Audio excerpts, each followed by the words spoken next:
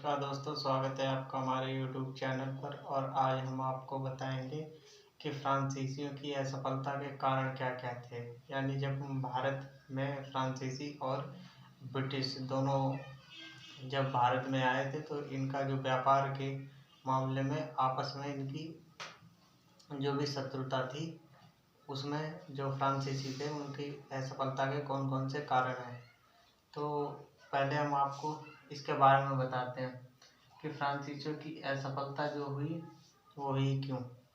ठीक है, सबसे पहले भारत में फ्रांसीसी और जब ब्रिटिश जब दोनों व्यापारी के रूप में भारत में आए और व्यापार के माध्यम से भारत से काफ़ी धन कमाया, लेकिन धीरे धीरे जो फ्रांसीसी और ब्रिटिश दोनों देश ये चाहते थे कि भारत की जो राजनीति है इसमें हस्तक्षेप करके हम भारत को अपना उपनिवेश बनाएं।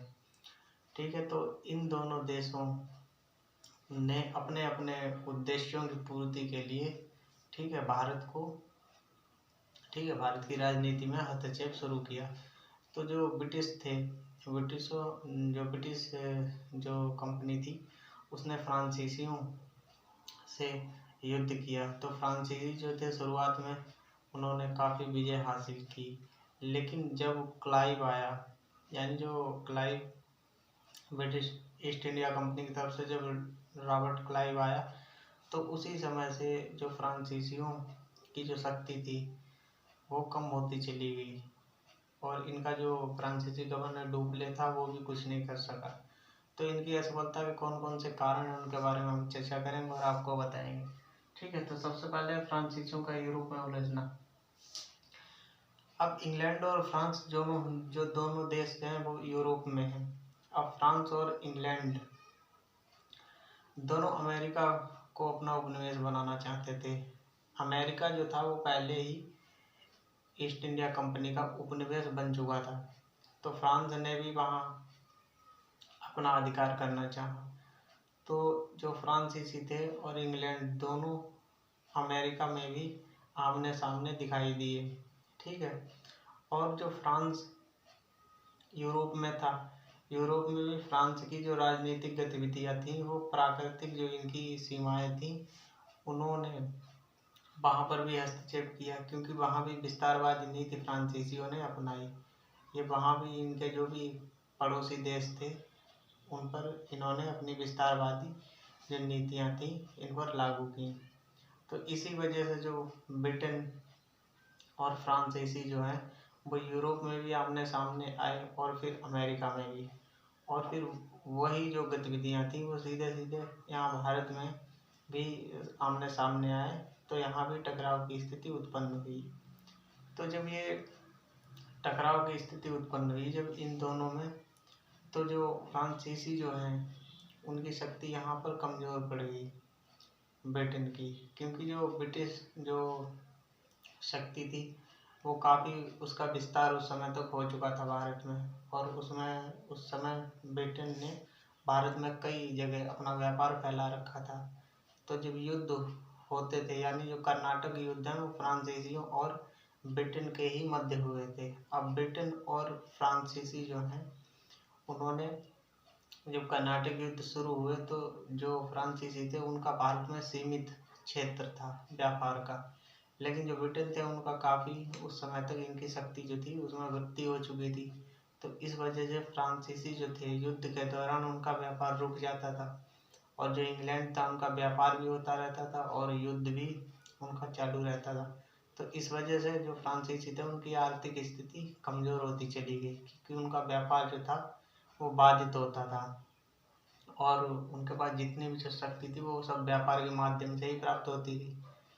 लेकिन जो ब्रिटेन था उसकी जो आर्थिक स्थिति थी वो मजबूत होती चली जाती थी, क्योंकि उसका व्यापार भी सुचारू रूप से चालू रहता था और युद्ध भी एक तरफ होता रहता था।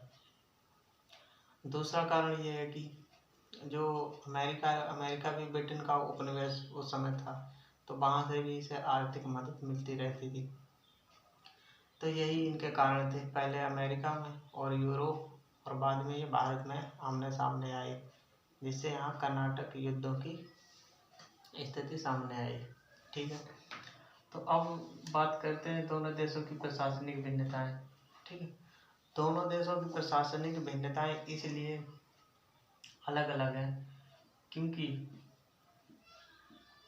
दोनों देशों की जो प्रशासनिक भिन्नताएं, जो फ्रांसीसी जो शासन था, इससे पहले वहाँ लुई 16वां का शासन था, यानी राजतंत्र था। फ्रांस की क्रांति के पहले वहाँ राजतंत्र था।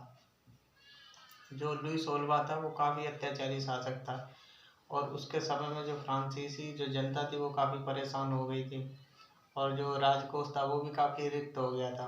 तो इस वजह से जो फ्रांसीसी जो शासन था उस समय काफ़ी परेशानियां झेल रहा था। तो इसी वजह से जो फ्रांसीसी जो थे उनकी आर्थिक स्थिति पहले से ही सही नहीं थी। और जो ब्रिटेन उस समय कई महाद्वीपों यानी कई ऐसे ऐसे छोटे मोटे जो द्वीप थे उन पर कब्जा कर चुका था ब्रिटेन। और अमेरिका जैसे उपनिवेश भी उसने बना रखा था जो काफ़ी संसाधनों से समृद्ध था। इस वजह से जो ब्रिटेन था उसकी जो आर्थिक स्थिति थी वो काफ़ी मजबूत थी। और जो फ्रांसीसी थे तो उनकी आर्थिक स्थिति पहले से ही खराब थी, यानी जब राजतंत्र था तो वहाँ की आर्थिक स्थिति जो थी वही काफ़ी मुश्किल से कट रही थी। तो उस समय जो लुई 16वां था तो उस समय काफ़ी अकाल पड़े, भुखमरी की स्थिति फ्रांस में उत्पन्न हो गई थी। तो इसी वजह से जो इनकी फ्रांसीसियों की और ब्रिटेन की जो प्रशासनिक भिन्नताएं हैं वो अलग अलग हैं। इसी वजह से इनकी जो आर्थिक स्थिति है वो भी कमज़ोर है फ्रांसीसियों की, और ब्रिटेन की जो आर्थिक स्थिति काफ़ी मजबूत है। ठीक है, संगठन की दृष्टि अंग्रेजों की श्रेष्ठता। अब संगठन की दृष्टि से अगर हम देखें तो जो फ्रांसीसी हैं उनमें एकता का अभाव है। ठीक है, और जो ब्रिटेन है उनकी जो संगठनात्मक जो शक्ति है वो काफ़ी मजबूत है।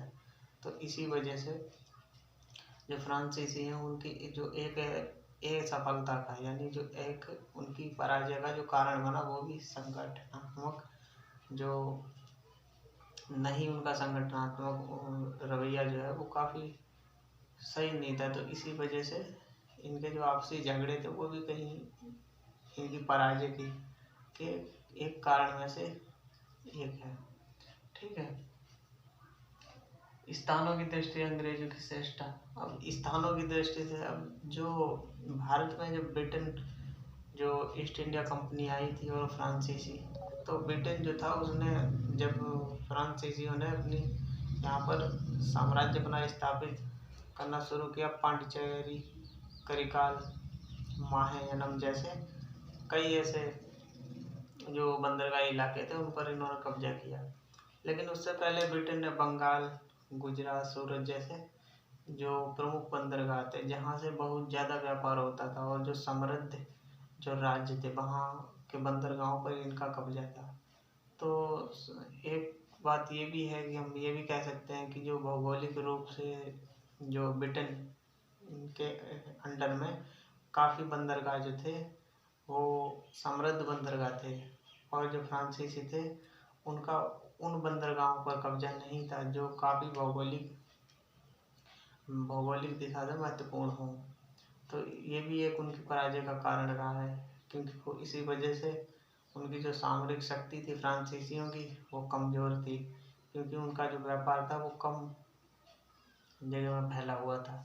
तो इसी वजह से उनकी जो स्थिति वो काफ़ी कमज़ोर रही। अब फ्रांसीसियों के आपसी झगड़े। ठीक है, फ्रांसीसियों के आपसी झगड़े। अब फ्रांसीसियों के जो आपसी झगड़े के बारे में अगर बात करें तो फ्रांसीसी जो है उनमें एकता का अभाव था, यानी उनकी जो फ्रांसीसियों की जो एकता का अभाव इसलिए था क्योंकि डुप्ले जो था, डुप्ले के बाद फिर लाली आया। ठीक है, और भी कई ऐसे गवर्नर आए जो आपस में अपने अधिकारियों में ही आपस में एक दूसरे से ठीक है ईर्ष्या का भाव रखते थे। ठीक है, जबकि जो ब्रिटिश शासक जो थे, ब्रिटिश शासकों ने हमेशा एक दूसरे को ठीक है प्रोत्साहित किया और एक दूसरे की मदद की। तो इसी वजह से जो ब्रिटिश कंपनी जो है वो काफ़ी विस्तारवादी नीति अपनाकर भारत पर उन्होंने कब्जा किया, क्योंकि उनके जो गवर्नर थे, सेना के जो अधिकारी थे वो एक दूसरे को सहयोग देते थे। उसी वजह से उन्होंने इतनी कम सैनिकों ने पूरे भारत पर अपना अधिकार स्थापित किया। ये उनकी एक एकता का परिचायक है ब्रिटेन की। ठीक है दोस्तों, तो ये फ्रांसीसियों की असफलता के कारण है। ठीक है, तो इसके बाद फिर हम अगला वीडियो भी आपको दिखाएंगे। अगला वीडियो कल उपलब्ध होगा। ठीक है, तो आज बस यहीं तक। ठीक है, ऐसे ही हमारे वीडियो देखने के लिए हमारे चैनल को लाइक करें, सब्सक्राइब करें। ठीक है दोस्तों, तब तक के लिए जय हिंद।